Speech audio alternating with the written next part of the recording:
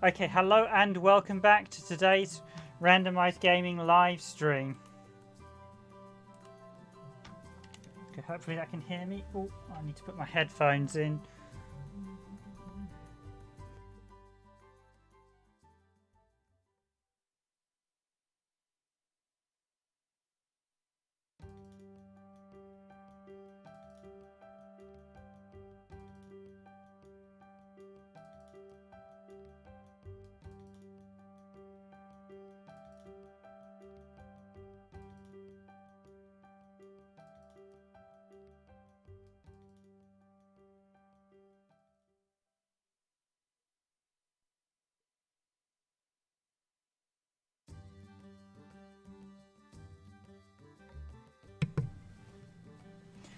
Hello and welcome back to Randomized Gaming's weekday live stream that we're doing at the moment.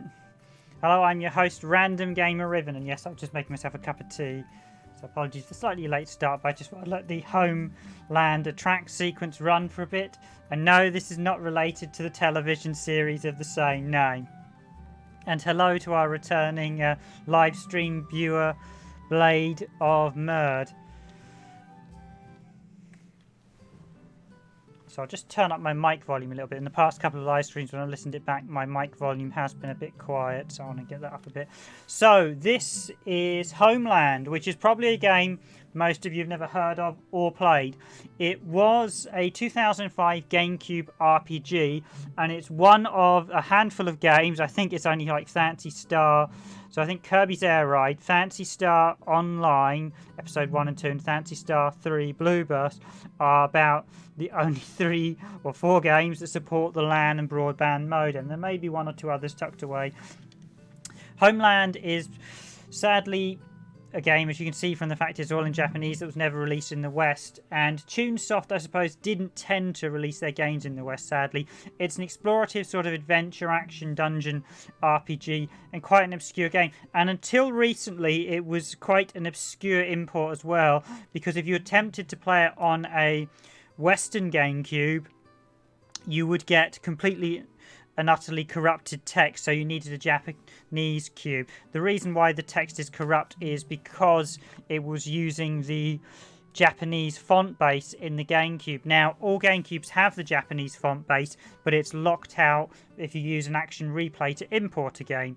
So, thanks to the power of Swish, you can now play it on a European PAL GameCube, which we are. Now, you've got a couple of options here. This one is credits, by the way, so this actually shows the people who worked on the game. One of them is modem config, and the reason I'm actually going to just quickly video the credits is because I don't think anyone else has videoed the credits. I realise they're all in Japanese, but kudos to the guys who developed this game. It was quite a nice little masterpiece, and we will be playing it through in a minute. Well, I'll basically be carrying on my current save file, and I'll be explaining how the game works and how it starts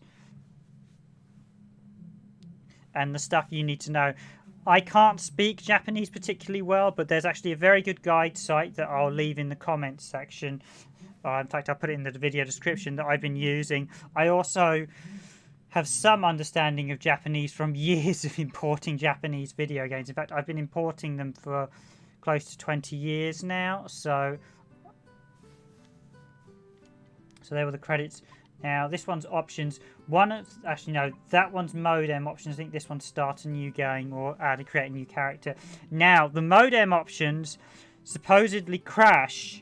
From what I've seen, people have said it crashes.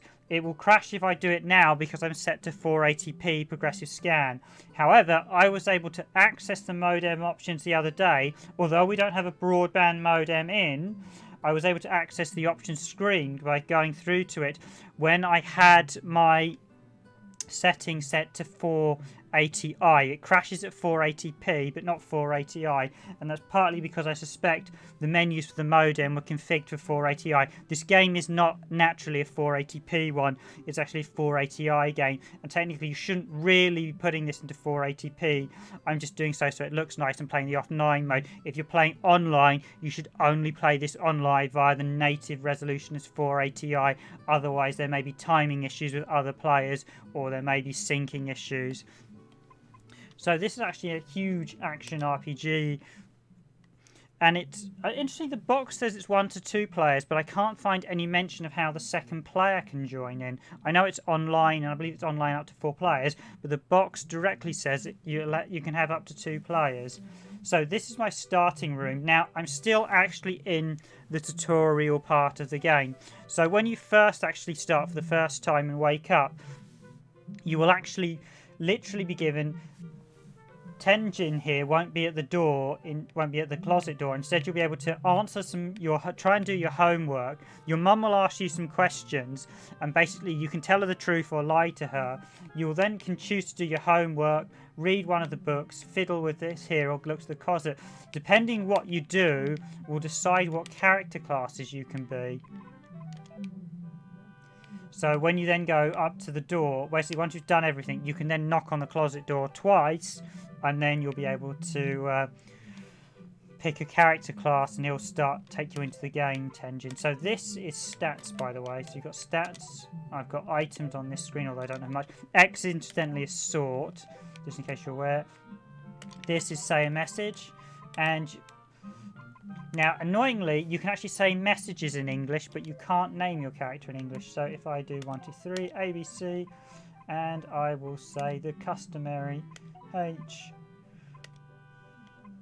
E,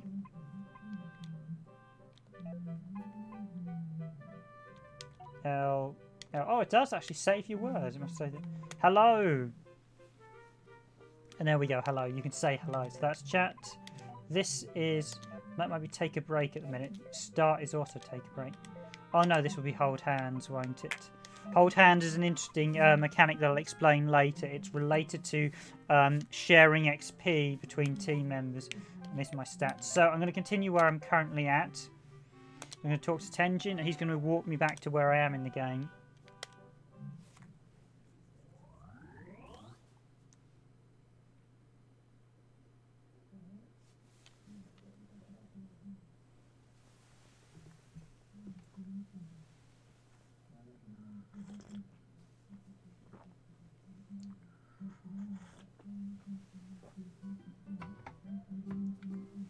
Now, again, this is a lovely stylized GameCube game, and one that I suspect many of you haven't played.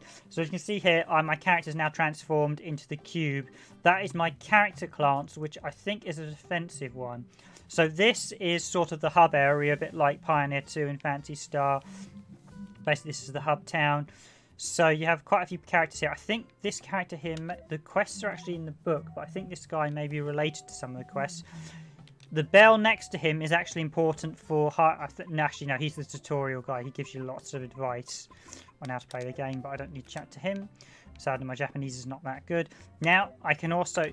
You can see there, that's saying 200. This is actually the bell. You'll notice I'm holding hands with this character next to me.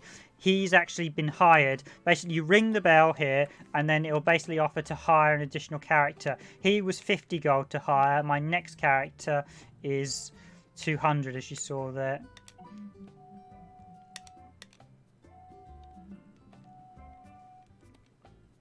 I'm not entirely sure what this guy does. This guy, I think, is he's the one that gives you advice. You can also play a gambling game with him, which is the third one down. But because it requires some understanding of Japanese, I'm not that good at playing it. I didn't want to click on that again.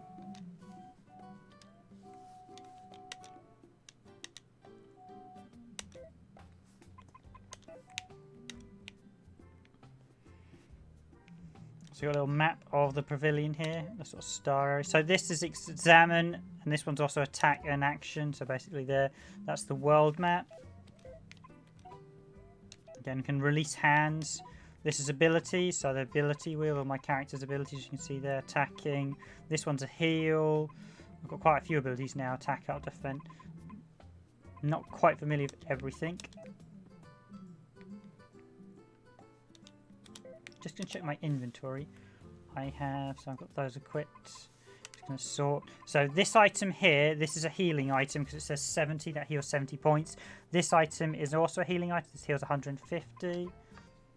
Ah, yes, and I've got a couple of key items on my inventory as well. Let me just check something. I'm just going to check the guide site.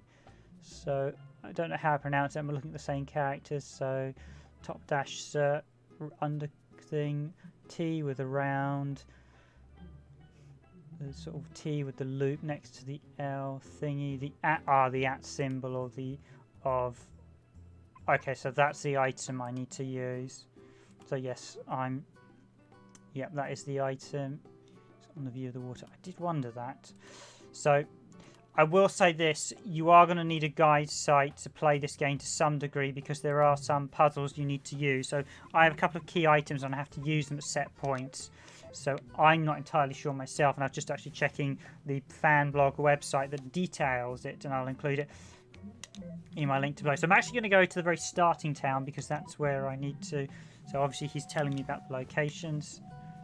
If you're Japanese, by the way, feel free to read the text. I won't zoom through it too far. So I know we do actually have quite a lot of Japanese viewers on our channel these days. And again, I mustn't click on the same thing twice. So this is actually a live action sort of turn-based RPG. It's really reminds me a lot of Chrono Trigger, actually, the combo system, because it's very, very similar to Chrono Trigger. It's sort of you walk into the enemies and then it's rapidly turn-based. Enemies can join in the fight as you're fighting other enemies, so there's some really nice mechanics here. I think I'll ask him about the desert.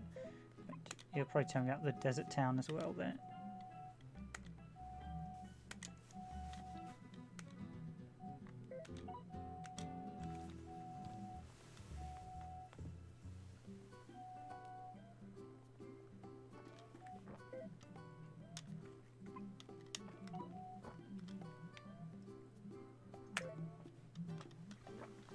Now, one easy thing to remember is this is yes and this is no. So, I believe it's hai and it's ni. But basically, yes in Japanese is only 2 characters, so it's those 2 there. And no is 3 characters, so that's an easy way to remember it. If you're ever not sure of what yes and no are in Japanese text, remember 2 characters for yes, 3 characters for no. It's the flip of English. So, whereas English, yes, is 3 characters. And now we're going to walk to the town, which I believe is Clute. So you may wonder why I am actually doing this holding hand thing with Thurs. So basically, if I do this, he's independent. He's an AI character I've hired to help me in battle. Now, I can give him my equipment as well, and you are going to need to trade your AI friends better equipment. But at the start, because I've hired him... Oh, nice blade. So that's quite handy. You can probably read some of the text as we're going along.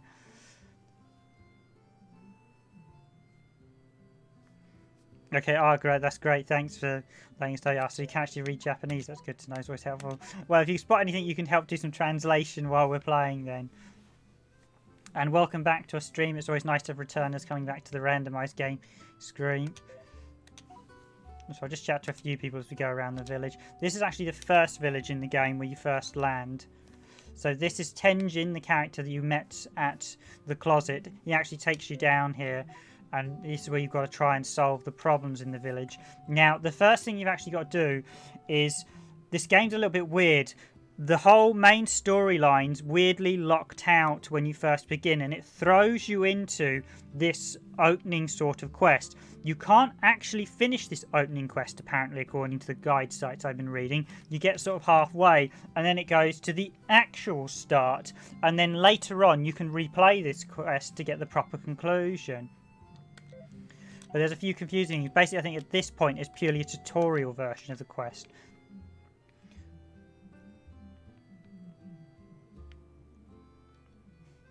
I'd actually like to test your Japanese blade by seeing what this thing does. I'm not entirely sure. I think it's a special item or something.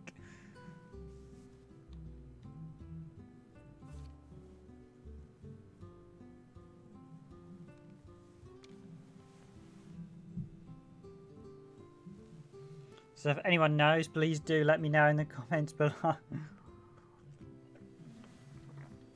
Now, the first thing you've actually got to do, I wasn't actually sure myself, I just checked the guide site, is, so the first part of this quest, so we can chat to everyone in the village, but you will notice if I go down to the well in the second, there is a character stuck in the well here, and you actually have to free him.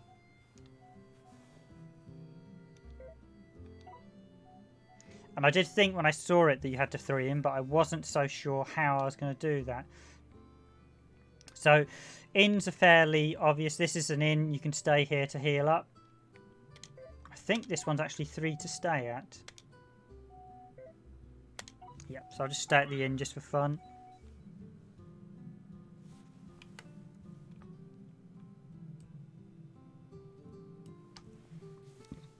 One thing I will say is the music is absolutely fantastic for this. It really is good. It was actually quite surprised me. I was a little bit hesitant to pick this up because I didn't know whether it was going to be almost unplayable, and how friendly it was to use, and how much you could play offline compared to online. But there is quite an awful lot you... Okay, no worries. I might go back to that sign in a second. So here we have the different equipment. So just to explain, this is the shop. So this one up here is the healing item. These ones are all weapons. So 8, 20, this, and as you can guess, the 400 is the best weapon that you can buy at the minute. It's a fan that I've got equipped already. And we've got these 3 armors. So I'm actually going to buy this shield, which is 80. Oh, I know what that's saying. I need to sell some stuff. So I need to go to this one, and so I'm going to sell what we got to sell. So you'll notice those 2 are prevented from selling. They are key inventory items. So I've got this thing that's worth 25. I'll actually sell 2 of the healing items because I've got healing magic now. So, and we'll go there to sell. Yes. So I'm going to buy this one. Yes. No, I don't want to equip it. Now I'm going to buy this one. No, I don't need to equip that either. What I'm going to do now is bring up my inventory, and I'm going to sort it.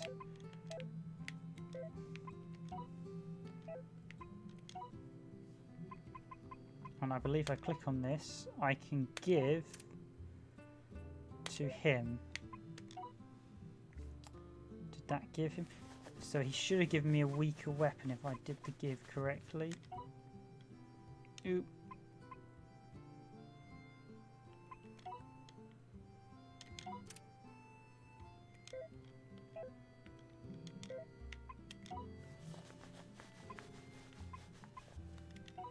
Okay, yes, so that is the give command. So I have just given, so I'm just going to sell that. Chat to the shopkeeper again.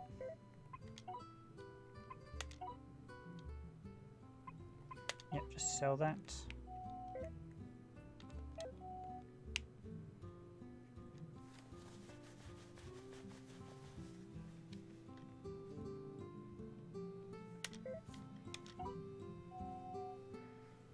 Just chat to the villagers there, just so a few people can see some of the text they're saying.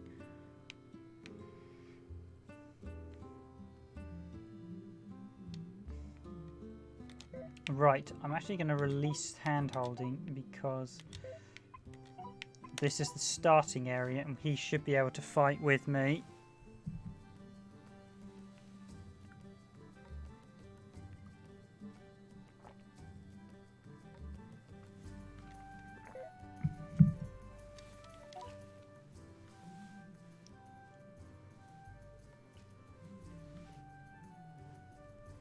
Right, I'm headed to the lake now. I believe this is where I've got to use... Actually, just let me check the name of that lake because I've got the guide up. So it's at...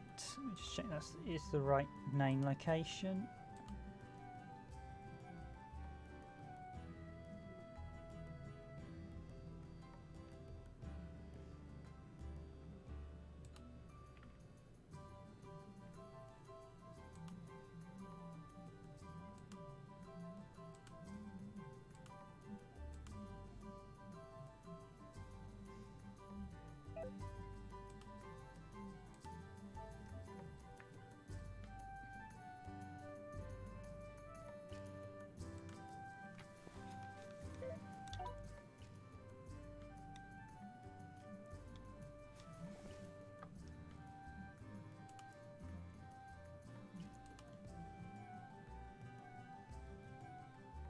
Okay, yeah, that is the right one. Okay, so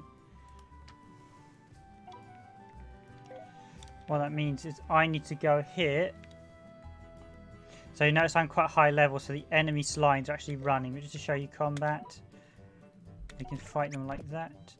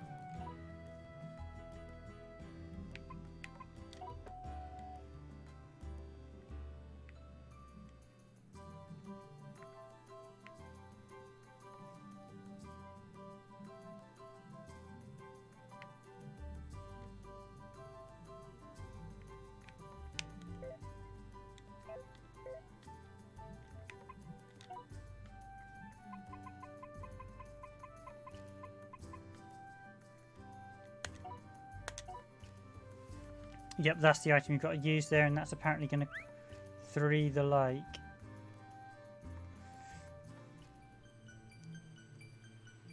Yes, this is very reminiscent of Animal Crossing.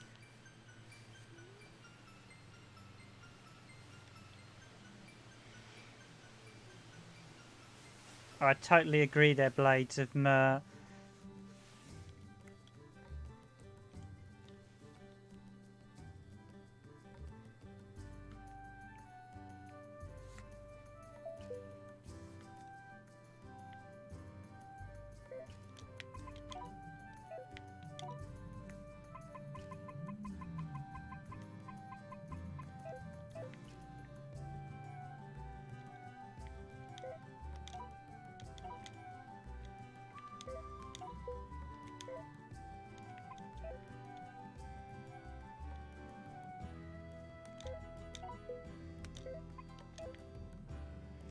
Except unlike Animal Crossing, this is quite a bit more combat driven, so I believe I can now explore.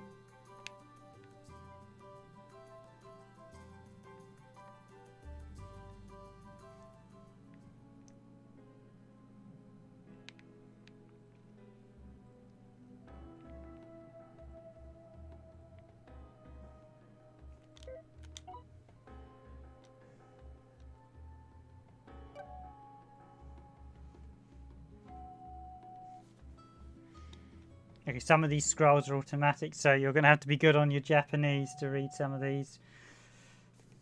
I think he's telling me he needs 4 something. Well, that's obvious from the...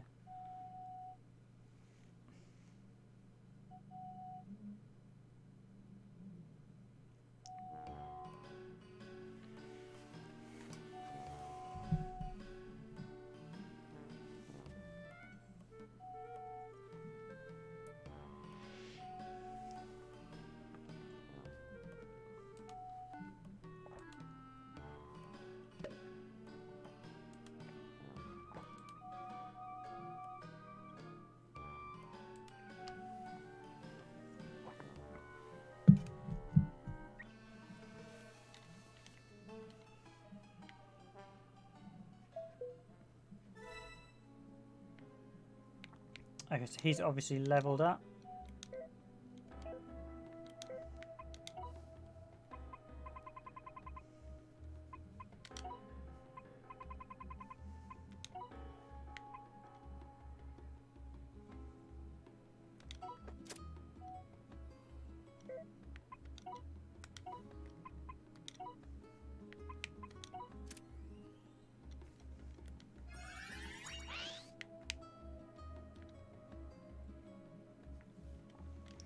I have no idea what I just did there.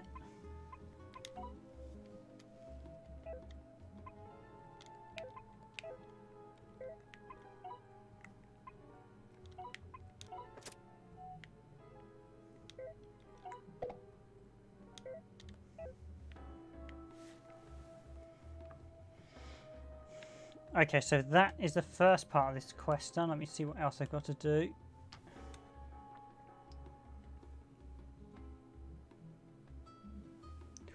Okay, go to the underground of the library in Canal and defeat the guards at the gate.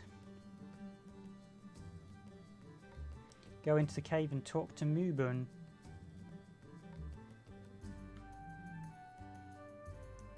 Okay, so that was Mubun, who was stuck at the bottom of the well that we rescued. He was the guy we were talking to. So I go back to... We've also now drunk all the water from the...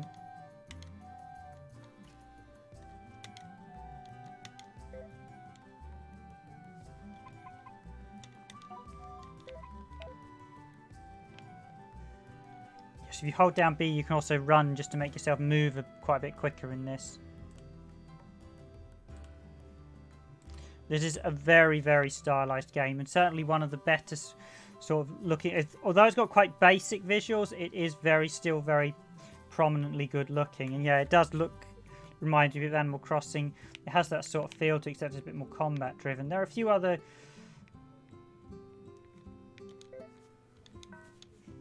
Yeah, so we can't talk to him down the well now.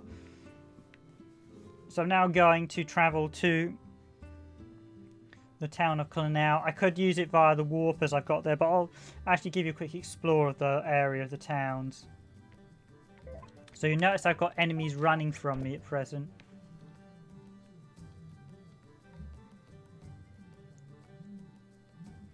That's because these enemies are actually quite a way below me now. So initially they would actually run towards me, but as I've leveled up, they're now far, far weaker and will physically run away from me upon sight. So let's come on, you cowards, stay and fight. Yes, you see my AI buddy as well. He does try to join in the fight.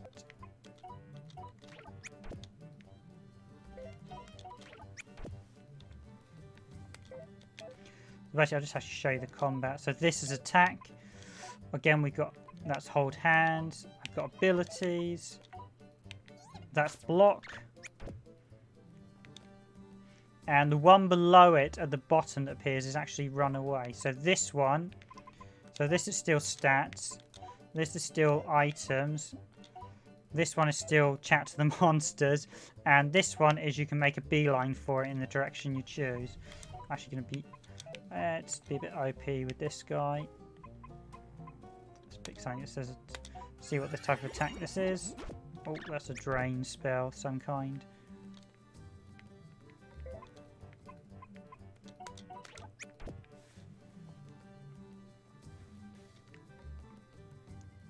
So if you don't mind navigating the Japanese text, it's actually a really enjoyable game. But as I said, you will need Swish to get the most out of this.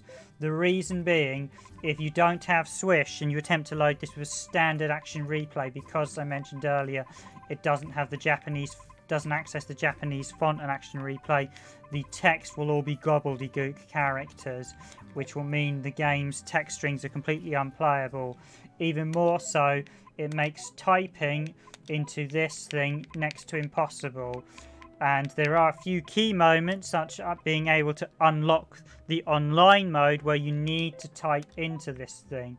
And so having to type blindly without being able to see the characters is extremely difficult.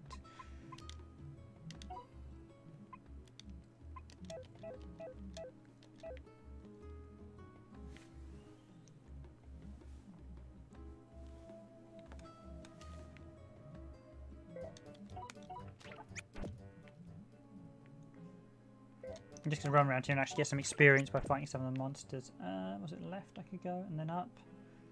I've actually previously been around this area, but I've already fought a few of the monsters, so I just want to show you a bit of team combat as well.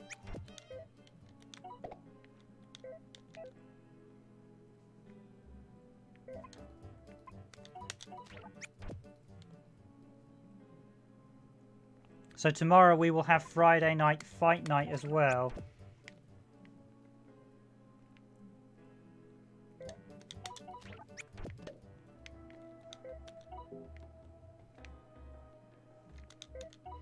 Well, we'll be streaming, me and Dragoon will be streaming some Marvel Superheroes vs. Street Fighter on the Sega Saturn.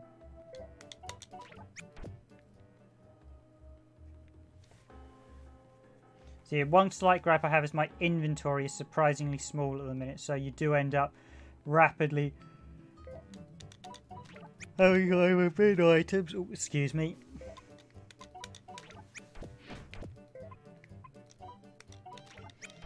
Or having to be very micromanaging. There was actually a few tough enemies around here originally, but some enemies are like one time only, and once you beat them, they're gone for good.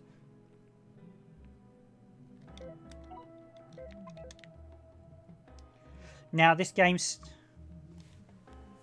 yeah, it did actually have a few... I mean, there was... to be honest, the GameCube didn't actually have a huge number of JRPGs to begin with. Blade of Mers. I think most... the ones I know that didn't get translated, so you had the port of Far East of Eden 2. You had this. There's not that many other RPGs that didn't get released. I mean, you had a few US only ones, so you had, like I said, Beaten Katos 2 Origins didn't get released over here. They only got released in the US. But I mean, we've got Mr. Driller Spirits, which is a Japanese one. I mean, largely, I mean, the GameCube I don't think was that... It was a flop in Japan. A lot of people don't realise that. It was a huge flop. The GameCube was a massive flop, unfortunately. So it really did lose out against the PlayStation 2. I mean, the PS2 was so dominant in Japan. Hence why the Wii came out relatively quickly, because Nintendo at the time were in a really struggling position. And they managed to pull it back with the Wii, but for a while it was looking concerning. I'm not sure why the GameCube didn't do that well. I think it was a great little console. I mean, it was far more powerful. It was more powerful than the PS2, so it was really wellly priced as well. I mean, the price was fantastic. It's the only console I've ever bought on launch because it was such a good price.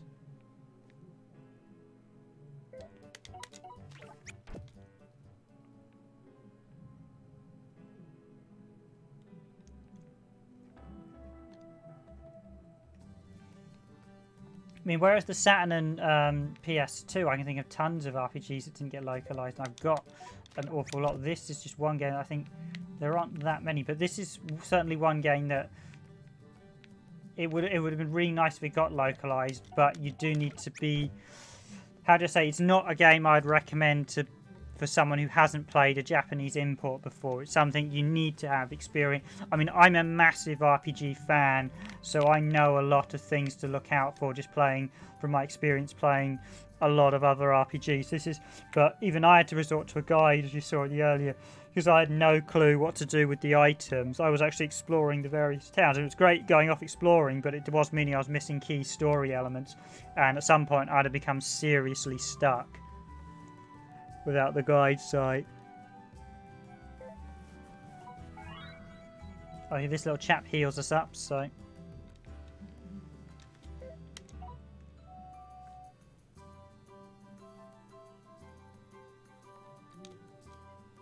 Yes, it was indeed. It's weird.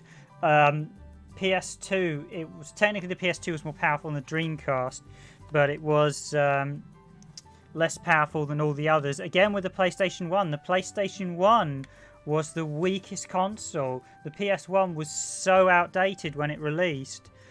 And it was weird how it got both the Saturn, which was a more powerful console, and the N64, again more powerful, just both got beat by the PS1. Admittedly, the PS1 was the better designed console, was easier to code for, and Sony threw huge amounts of money. But yeah, I mean, even it's interesting, the Wii probably won out of the PS3 and 360. Because the PS3 didn't quite dominate the West. The 360 didn't do particularly well in Japan. And the Wii kind of did the middle ground, although I know the Wii was not so successful towards the end.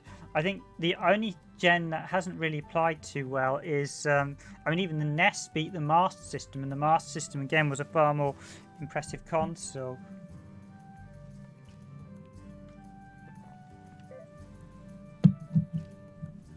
But as a game, I do highly recommend this. If you enjoy RPGs, this is certainly one to pick up. But again, as I said, this is not for your novice this is not for a novice Japanese gamer who's never played a Japanese game before. You do need some. So I've got loads of...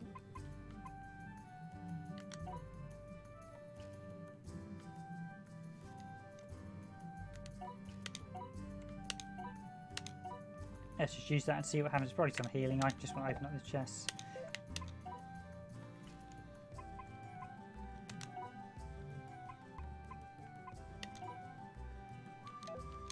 Okay, so that's junk that I should sell. So these open chests I've already opened earlier when I've been around. I'm actually re-exploring an area I've previously been to, but I just want to level up my companion. And also show you the starting. I'm actually going to explore the area I need to go as well. I need to go into the dungeon of the library coming up in a bit.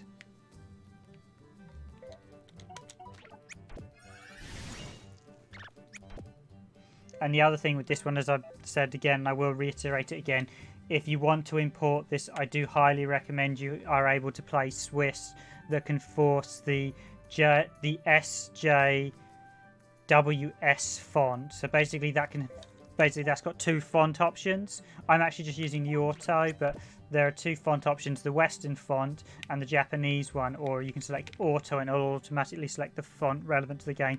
If you don't have Swiss setup, this is again going to be very difficult to play because you won't even be able to read any of the Japanese text. So you won't even be able to, I can't read Japanese particularly well, but I have familiarized my character. I know enough now so I can recognize characters, and as I see characters repeatedly, I will pick them up. But this game is also quite brutal, and I will show you why exploring, as much as I enjoy it in this game, can be quite deadly. So this is in open world RPG gaming rule 101. If it roars, run away from it. And if it looks big and mean and you're only at low levels, it probably is big and mean and you're only at low levels.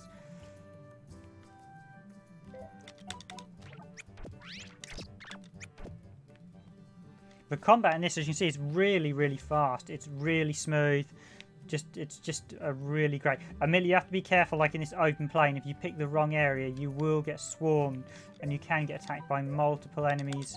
They will literally come into the fight, and I had one time where I got surrounded by 5 enemies, and as you can imagine, that was it for me. Just at the start, literally only 3 hours. I'm not that far. I've only recently picked this up, so this really is a relatively new game I'm playing for myself. There's actually one because we've only recently started using Swish on our Gamecube, and that's a wonderful bit of kit. I can't recommend it enough. But so here goes with the be careful with what you find. So roaring monsters, and this is what I mean about getting attacked by multiple, and pow, pow, pow, pow. So that's what I mean, but you've got to be careful where you venture out. I thought I'd show you that because those guys absolutely whooped my ass before. Yep. Fortunately, I don't believe there's much negative connotations for actually dying. It just takes you back to the reset point, so we just know not to travel there. Oh, is my buddy, is he in need of a heal or something? Do I need to go over here?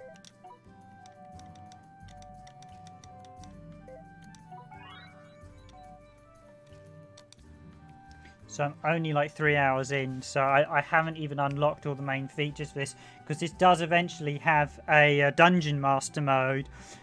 So basically, officially the online has only recently, well, basically the online was shut down many years ago, but thanks to an option that you have to actually, this is why you really need the text. Tenjin, when he appears at the start of the game, you can chat to him, and if you say a particular term of Japanese strings, I'll actually include that in the description.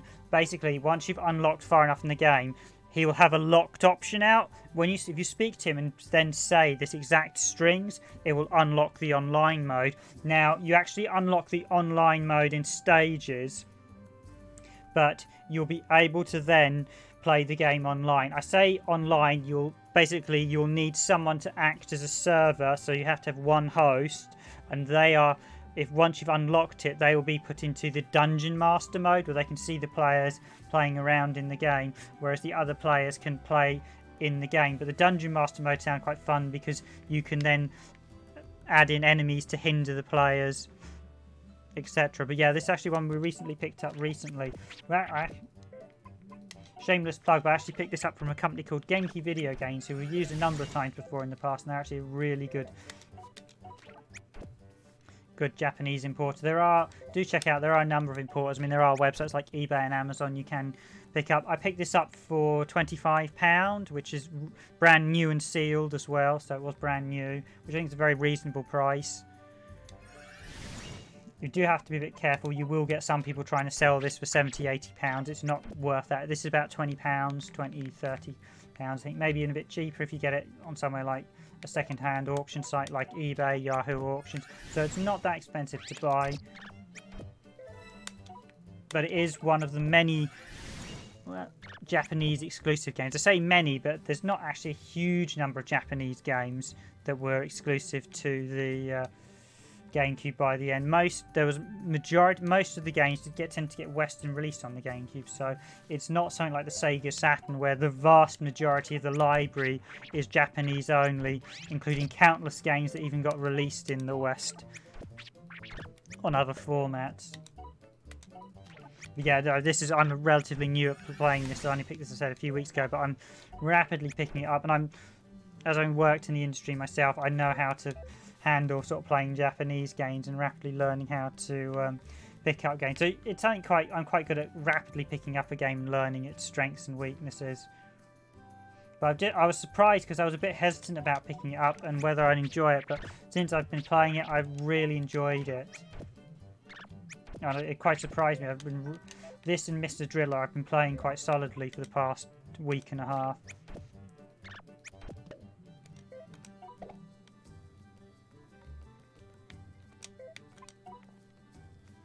Just press X. So remember, X there in the corner sorts the items. So it's basically, these are your equipment. Hungry Ghost for PS2. I don't know if I played that one. I'm just trying to think what my last PS2 game was. Actually, my last PS2 game. What was the last PS2 game?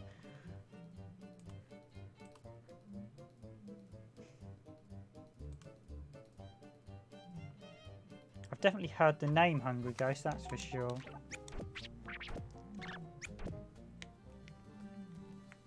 Oh, that's right. The last PS2 game we got, or one of the guys at the randomised gaming team got, was not me. He got the Namco PS2 collection.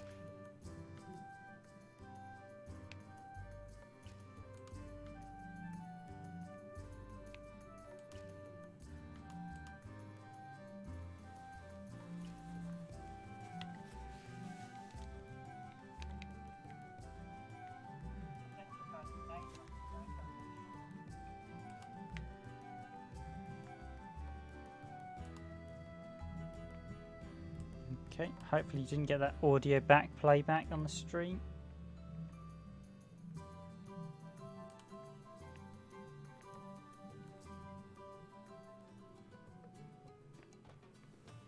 So here we are in the next town.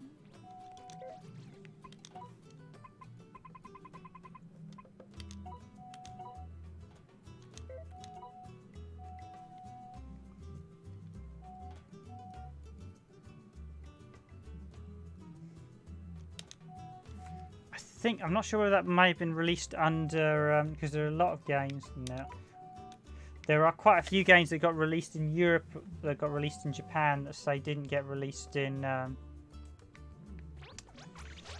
the US, or maybe it did get released. A few of them got some weird. There are quite a few games that got some really weird renames. So.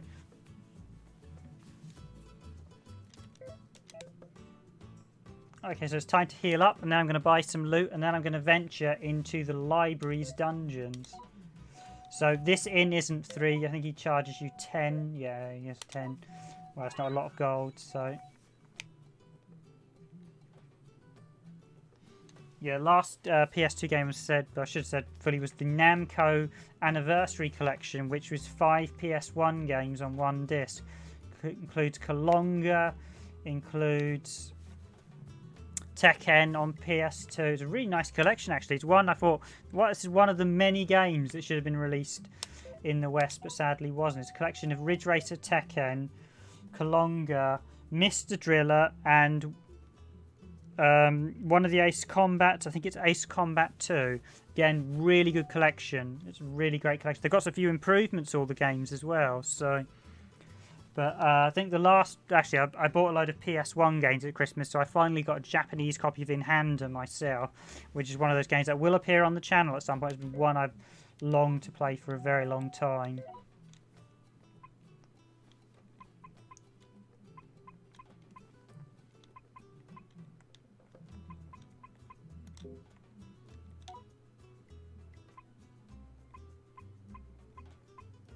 So we've got the health items.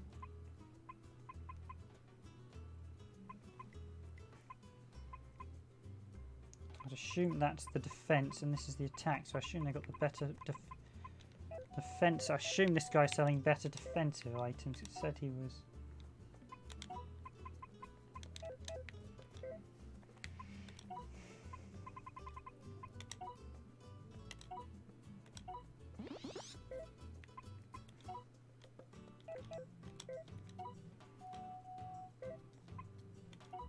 And yeah, I should be selling them, not using them, but either way it gets rid of them.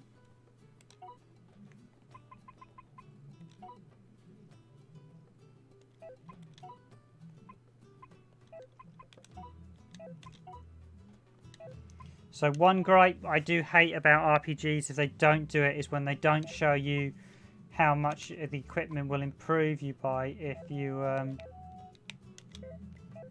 Or is he the item shop? There's the other one, the armor shop. Let's got the armor shop. Ah, the armor shop's this guy. That's my mistake. He was just purely the item shop. Ah, so that is telling me up. Oh, he misses. That is expensive gear he's selling. Okay, I'll buy this one.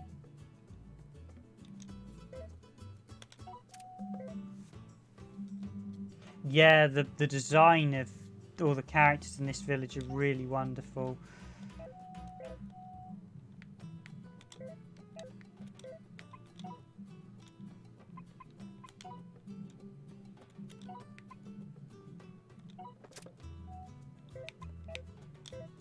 They really are. There's a really lovely design of all the characters in this village. Each village has their own very nice themes. There's some really...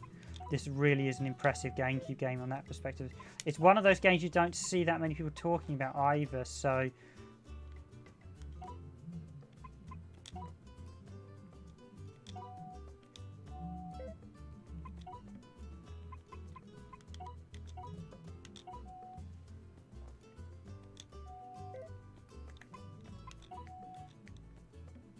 Okay, so that's the items. I'm looking for weapons, but yeah, there's so many people in this village that you've just got them scattered around everywhere. I think this is beer as well, so we've got... They all look like they're pieces of chocolate. Yeah, it's very unique. They're literally like meat and chocolate sort of beaten into a sort of rock characters. Which is what's really nice about this type of game. When they're stylized like this, you can play it 100 years from now and it will still be, oh wow, this is really nice. And it's that key thing, as we said actually the other day, that you stylize it right and your game will just be timeless. In fact, so a game like this would probably be more, if we were to eventually go to far off worlds and be importing our games to other species and alien races, this type of game would be quite appeasable to everyone because the characters aren't necessarily human. They're all slightly odd creatures and it's something we can all relate to because they're all sort of human shape, sort of humanish shape, but they're still sort of living creatures, but they're not just the conventional humans. And something like this is just a really thing of that it takes out all the boundaries of perception and just creates such a wonderful imagination. And kudos to the people that did this. They must have had some great imagination to come up with some such wonderful character designs.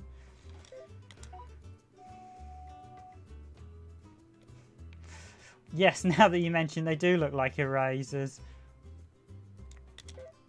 I have no idea what this thing does. It must do something, though. Trying to find the weapons store, actually. I need to see if I can get better equipment.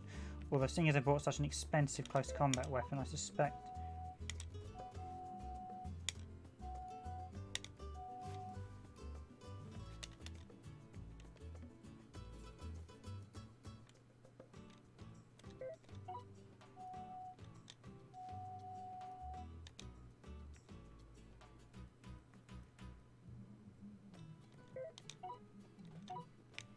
Oh, we've got a special chest. I wonder how we're going to open that. I assume we can open it somehow. Some special village treasure or something.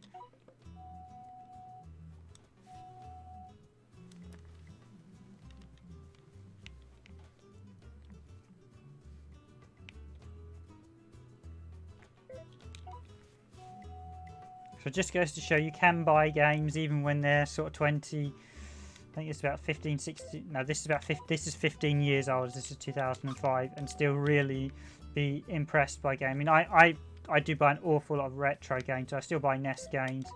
The only format I haven't really gone back to these days, I started out on the ZX Spectrum, and that's one format that I think is more nostalgia for me. Playing Spectrum games now, many of them you can feel how dated they are. Again, the Amiga as well is a format that, as much as I loved it back in the day, it's a bit of a workhorse to get running these days.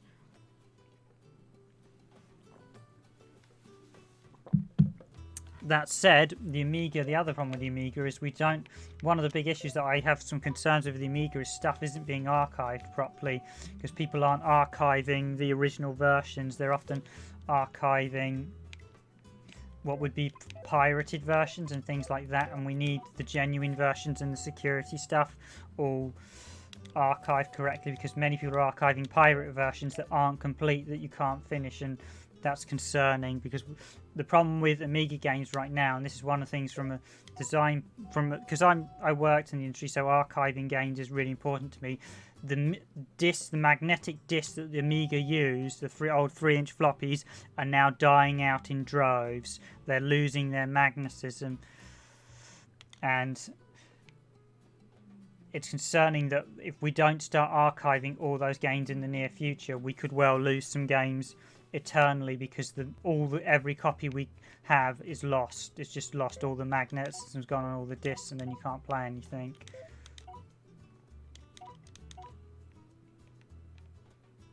And it'd be a real tragedy if we do lose some Amiga games because people just haven't archived them. And even some of I think at the minute the archive organisations aren't necessarily that synced together, which is another concern I have. So this is the Great Library. This is where I'm headed to next. I couldn't find the actual shop. I actually want to head down to one of the lower floors. So basically, there is a basement area that is brimming with enemies.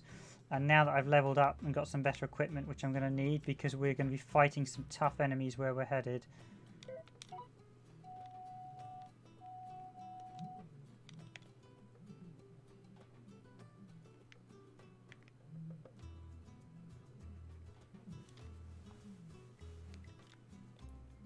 So here we go down into the depths of the library.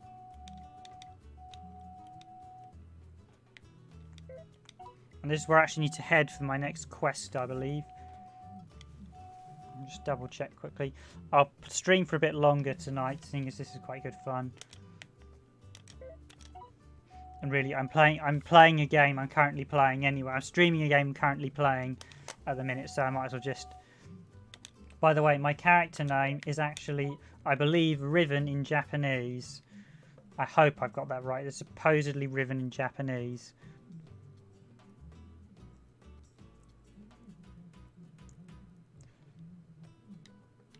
So I need to go to the underground of the library and canal, which is where we are. Carnell, and defeat the guard at the gate. So we've got to defeat the guard at the gate in the underground of the library. So here we go. Got me and my buddy, and we're both venturing down into the darker depths of this place.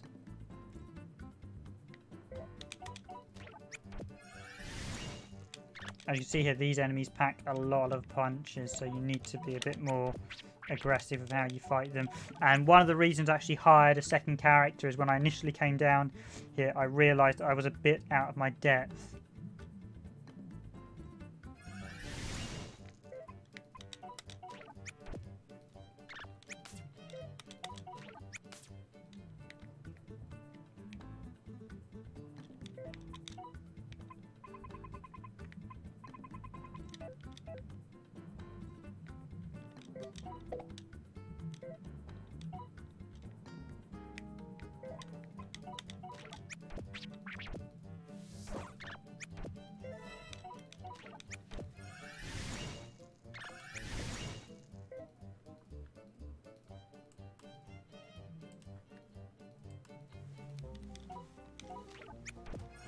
I'm actually playing this game, little fact, I'm playing this game from the streaming window because that's directly in front of me, because the mic, I might have to move my mic. Tomorrow I'm definitely going to have to move the mic as we're doing the Fight Night stream.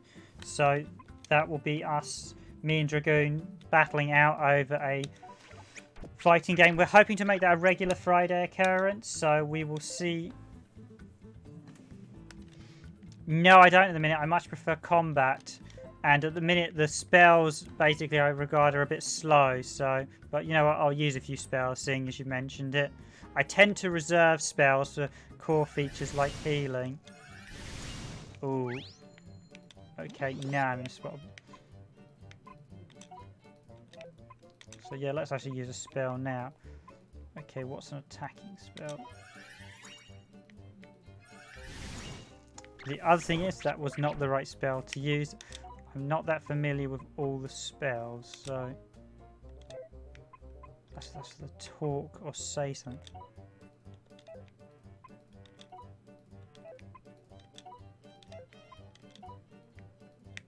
Okay, this one should do something.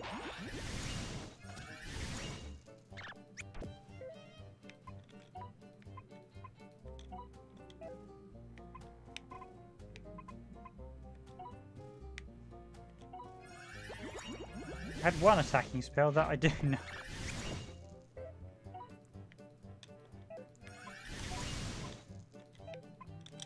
Okay, now I am going to have to use a healing spell.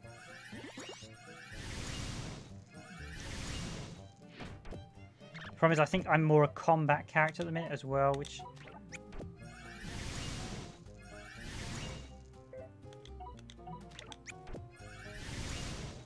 Well, I know I had one spell, because I don't really have one that was giving me sort of... My little dude's doing better than me at the minute.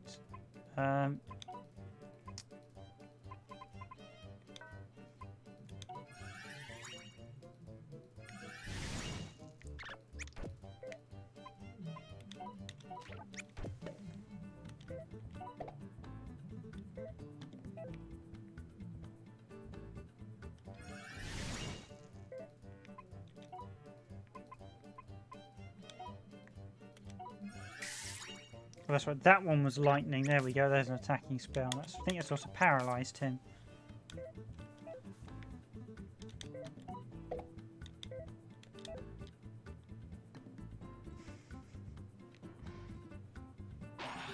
Well, it's good to show it to other people as well. People will later watch the stream back. I must admit, these weekday streams have been a bit quiet, but I'm going to keep doing them, and I think it'll just take time to build up. I need to advertise them a bit more. The other thing is, I have noticed I might stream on the Saturday as well, because in the past we have had some very successful Saturday streams, certainly the live streams. I don't know if you've watched any of our premieres, Blade, but we've had a few quite successful premieres. We've actually had quite a few people turn up, so I might do a sort of Saturday... I've actually got we've got a long play video coming. I recorded a long play of Steel Empire on the Game Boy Advanced yesterday. It wasn't originally going to be a long play, but I ended up playing through it, although it wasn't quite a one credit clear. I know some people are quite like, oh, why don't you make flawless gameplay videos? And it really annoys me when people say, why don't you do flawless gameplay videos? Because when you actually go on YouTube these days, you'll find an awful lot of channels like the long play channel and some of the others that will have flawless videos. The problem is a lot of them are not done on actual consoles. They're either done on emulators or they're done on or they're done with lots of tools and speed runs and other things to help them make it a bit easier, which unfortunately for me is not something A, I would like to do, and B, it's actually I want to show a more representative of actually oh, we've used up all our items to have a healing item. Oh, is that better equipment?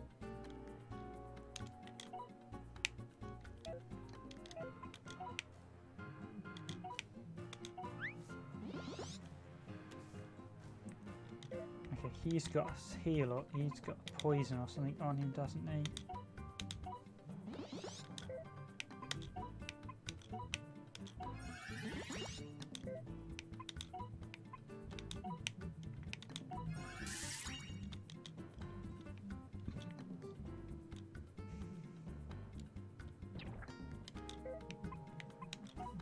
Okay, he is poisoned. What can I get rid of? Does that... Okay, that cured him. Yeah, no, I much prefer using original consoles. You technically can't. I actually... One of the things around my game where I have actually looked at the legal side of it, and technically you're not supposed to... You shouldn't be streaming games you don't physically own. So this, I'm streaming an actual copy from a bought version of the game. But yeah, you shouldn't really be streaming things you don't own. I mean, if there's an arcade, if it's an arcade game that wasn't given a retail release, want to play my games normally. Yeah, no, I completely agree. I think a lot of people have this false idea that everyone's brilliant gamers and can play everything to an nth degree. Now, here's the thing. I'm a professional gamer. I did speed runs and all sorts back when I used to test games. I could get certain games down to the very finest art, knowing every glitch you do to speed and everything. The thing is, that takes months and months of practice. So when you see channels turning out speed runs every day, unless you're a proper speedrunner who's been practicing the game, you're going to have to be using some sort of tools. There are very few gamers who can literally pick up a single game and master it within a few hours or even a few days. You will generally find gamers will take... I mean, some games you can... It's possible to 1cc quite a lot of games after a couple of runs. I mean, I've done it myself, where you play a game once or twice, and by about the third time or fourth time you can 1cc it. But often you require a few days of practice. I think Mighty 9 was case in point of that. If you go on the channel, we've got a Mighty 9 video where I did a full long play of that, and I had basically been playing that game to get all the achievements on the Xbox 360, and I spent about 3 weeks doing it. I really enjoyed it, and I really enjoyed playing it, but I actually because I spent so long getting so good at it, I was able to do a full no-death run. Hell, I even redid a few stages because I wasn't happy with the times I got on some of them. But that's not something that a lot of but that's not something a lot of gamers will be able to do, and that's something it took me quite a few weeks to do. So it is something you do need to practice that. So it does annoy me. We do occasionally get people commenting saying, oh, this gameplay sucks, blah, blah, blah, blah, blah. A lot of it's people being trollish, but a lot of them, I think, have unrealistic expectations, because I'm a professional gamer and I'm pretty good playing a game from the get-go. But if you think my gameplay sucks, and if you want, because a lot of people have this unrealistic expectation that you should be able to play a game and not take a hit, not lose a life, and that's completely unrealistic unless you've been spending months practicing it. So it's something that I am a bit wary of, and it does annoy me with some of the long play channels. I wish to would be a bit more open about saying whether they've used tools and other assistants to help them make the videos. Of course, that is up to them.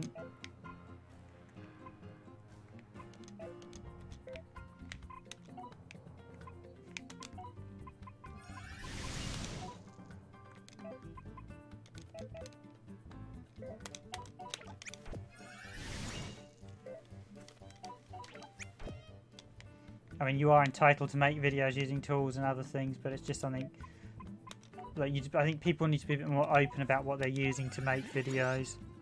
Right, now it said there was a gatekeeper, so that guy standing there chatting to me is usually the type of I'm the boss warning, you're about to run into a boss. So I'm actually going to see, do I have...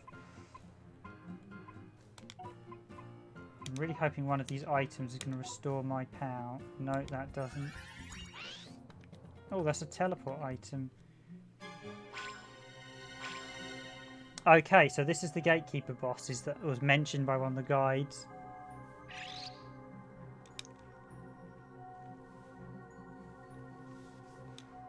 And I'm not looking too good on the magic front, but I've got lots of items. Oh, classic sort of boss introduction. Okay, let's go. Actually, this is quite a nice stream. I'll finish on after this boss battle, pending what the result is. So.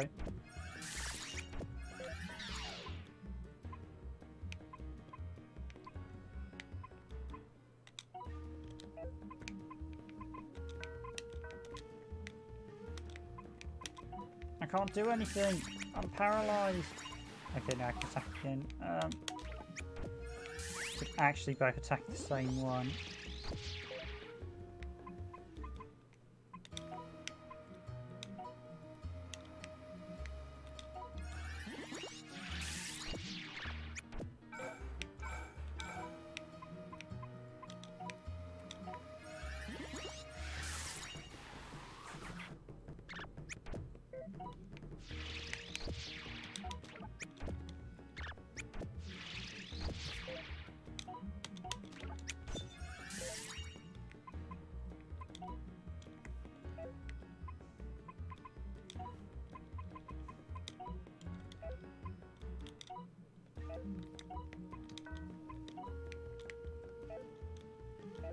Oh dear, I think my buddy's down. I don't think this fight's going to go too well.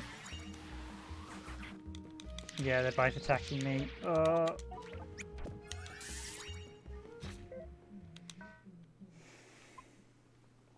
Eek, that calls for some more leveling up.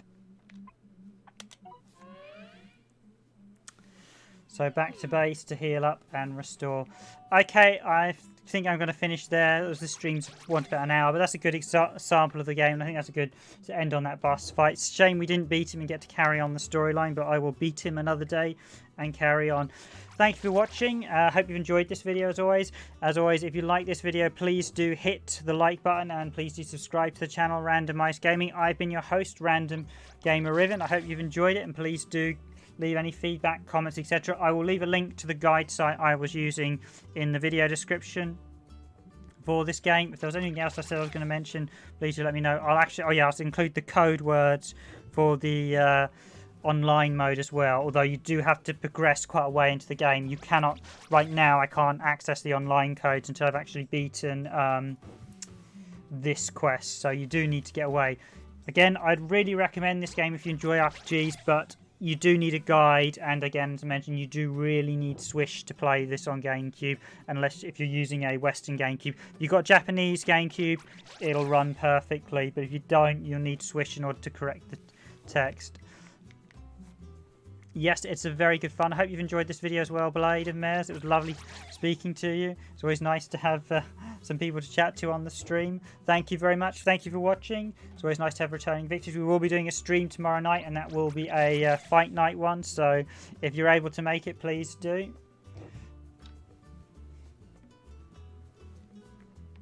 And yes, I think I'll call it a day there. Thanks for watching again. Again, the music for this is just fantastic listening to it, but I hope everyone's enjoyed this stream. Thanks for watching, and good night for now. See ya!